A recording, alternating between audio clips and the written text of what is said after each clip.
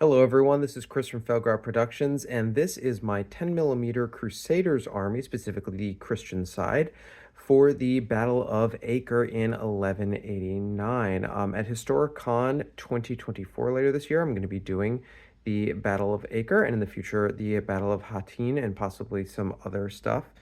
But I wanted to use this as a chance to do a review, as almost all of these figures come from Pendragon's excellent 10 millimeter line, specifically mostly their TB line. And I have not painted every single figure from the line, but almost every single figure. This is the first of two videos. The second one will cover the Saracen Ayyubid side. Quickly, just to get a disclaimer out of the way, I do have an existing relationship with Pendragon. I have done some commissions and some website photos for Pendragon. However, these figures were purchased with my own money because I think they're fantastic. Although there are some of these figures that, not that the sculpts are bad, but I will have some critiques of them.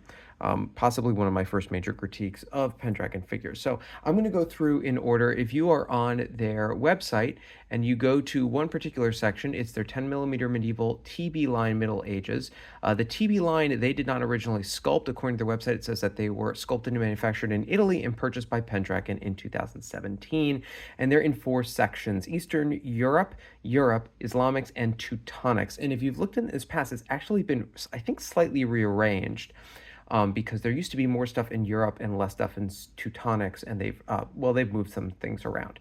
So starting off by looking at the Europe section, there's really only three kinds of models they have in the Europe section, and that's knights on foot, armed peasants, and peasant archers. Now, unfortunately, I don't have any armed peasants, although those would be perfect for some kind of pilgrims and things like that, especially during the First Crusade. But the peasant archers, I do have some figures of those, and although fairly two-dimensional, they all kind of have the same pose. They all look pretty good.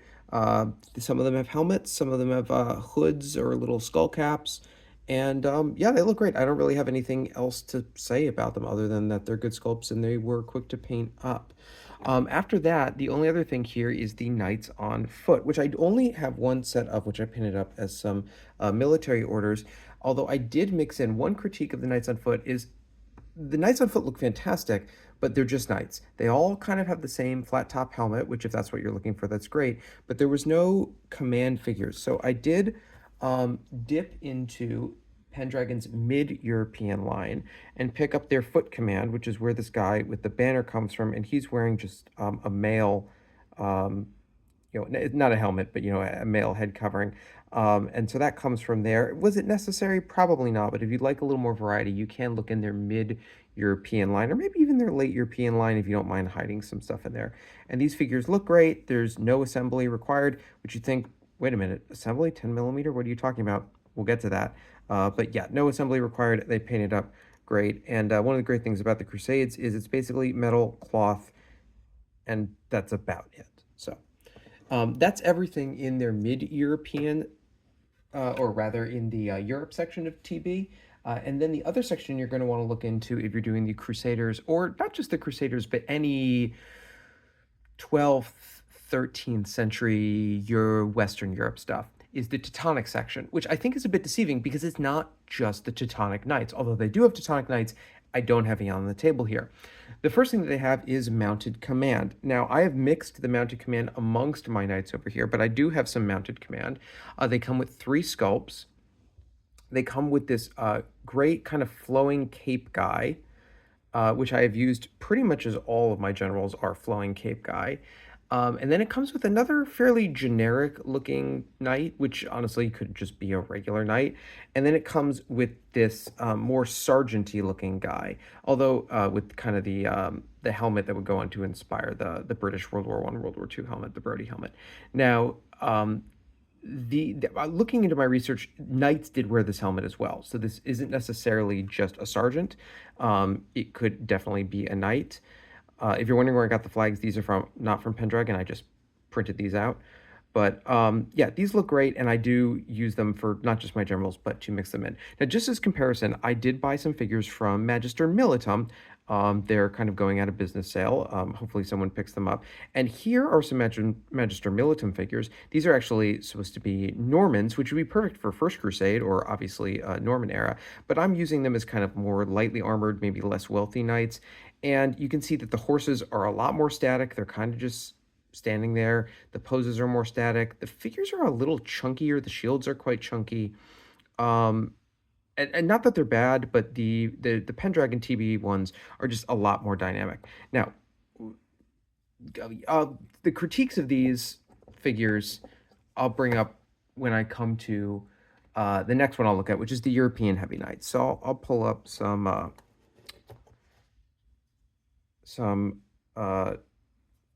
militant orders. And again, you can see there's another one of those command figures snuck in there. Put a banner on the kind of sergeant-y looking guy, but otherwise they all look great. Now, one of my big critiques of these is they look great, but these are three distinct pieces. There is the horse body, there is the body of the knight, and then there is the shield. And gluing the shield onto all of these hands is possibly one of the finickiest things I have ever had to do. And although the outcome looks fantastic, the amount of work that went into it really made me want to pull my non-existent hair out. So that would be my one big critique of these. It's not the models themselves, it's the assembly.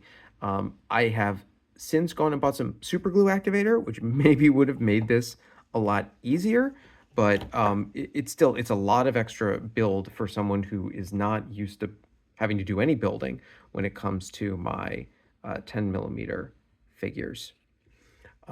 But they do look fantastic. Now, I did skip over one of the codes between Mounted Command and European Heavy Knights, and that's Teutonic Knights. They're basically exactly the same as the regular Knights, except they've got funny horns coming out of their helmets. That's really about it. I have them, I'm not using them. After that, there are two different kinds of light cavalry. There's light cavalry with short weapons. And the key difference between the light cavalry and the knights is the light cavalry do not have the cloth. I'm not sure exactly what you call it over the horses. And then there's also a light cavalry with spears or lances. Now, I wish that I had mixed these together. It's a little late for that, but again, they do look great. These are just two pieces.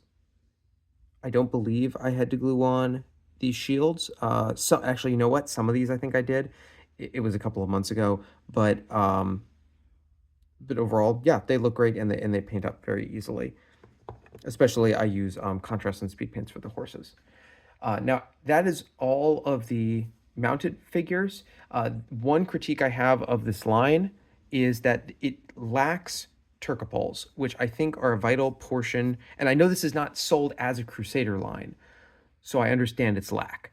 But if you're going to do the Crusades and be the Christians, you're going to need Turcopoles, which are some of the kind of inspired by Turkish and Byzantine descended warriors that fought in the, quote, Turkish style. They did have lances. They also had bows. These are from Magister Militum. Again, the horses are a little more static. The poses are a little, or the figures are a little chunkier.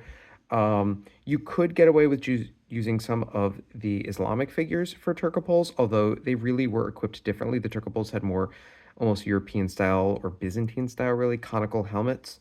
But yeah, you could get away with using some of the Islamic figures if you're sticking with just one manufacturer. And unfortunately, these Turcopoles are no longer available for Magister Militum until somebody hopefully buys the Magister Militum line. The other Magister Militum figures that I bought, like I said, are just these Norman Knights, which I'm using as them as sergeants. Or less well-equipped knights, or even knights of the First Crusade, before they kind of had the flat top helms, and it was more male, and they look more Norman and maybe late Dark Ages, very early medieval ages. Moving on from that, there's then a large amount of crossbow men. I thought that I would want a little more variety. You can see a couple of these guys they look different, they stand out. The TB line are all the ones that are have the shields on their backs, the little round shields, and are facing forward and pointing their crossbows forward. Those other crossbow men are from the mid-European line, and they're just called mercenary crossbow men. I ended up not. I don't like them as much, but I already had them. They also look a little short because they're kind of leaning forward. Um, but it does the job. If you want some variety, you can have it, but I don't think it was strictly necessary. Um, Another figure that I don't have from the TB line is the light European infantry. Again, you can go on Pendraken's website and see it. They're not wearing any armor except for maybe a metal helmet and a shield. And again, their poses are a little flat. Um, they look like they paint up fine, and the shields are attached. And then finally, we end with the heavy European infantry. Now, some of these are holding the shield. You can see this figure here is holding the shield. These shields are all cast on, so no gluing the shields, no reliving my nightmares from the cavalry. And then some of them have the shields on the back, which makes posing them a little weird. And then their spears are all at different angles. I was trying to get all of these at one angle and all these at a forward angle. You don't get them all. It doesn't really work out like that. And then the ones in the back that are standing straight up, again, I wanted a little bit more variety, and I don't think that was strictly necessary, but I got spearmen in padded jacket from the mid-European range, and then they have some of these like male hauberks and sleeves. So I think they do mix in okay, and I put them in the back rank. I don't think it was strictly necessary. I don't know if these, I don't know, kettle helms or what you call it are really all that accurate, but um, I think it's okay. There is another figure from the mid-European range you could use. It's just called Mounted Men at Arm with Lance. That would fit in with the TB line of knights, but it's a very static pose. It's just kind of standing there, and there's only one sculpt of it just standing there. So I avoided it, and there's more than enough variety in this. Overall, that's about it. There's not a huge amount of variety in the Crusades. Your knights, your sergeants, Turcopoles, um, foot soldiers, foot knights if you really want, and then some archers, and more importantly, lots of crossbowmen. Overall, I give these a really good ranking. The figures painted up great. This is definitely something that can paint up really quickly because there's not that many colors that need to go on to them. Each figure is really just metal, the color of your choice, and then I painted little crosses on the shields on some of them, which took no time at all. So absolutely strong endorsement from me for the Pendraken TB European line, mixing in a little bit of the mid-European line. And the only thing I will strongly recommend is get that super glue accelerator to glue these shields on, because it was not fun, but the end result looks fantastic. I'll be back with a review of the other half of my armies, the Islamic Saracen Ayyubid side, in a little bit. But until then, thank you for watching. This is Chris Feldgrau Productions signing off.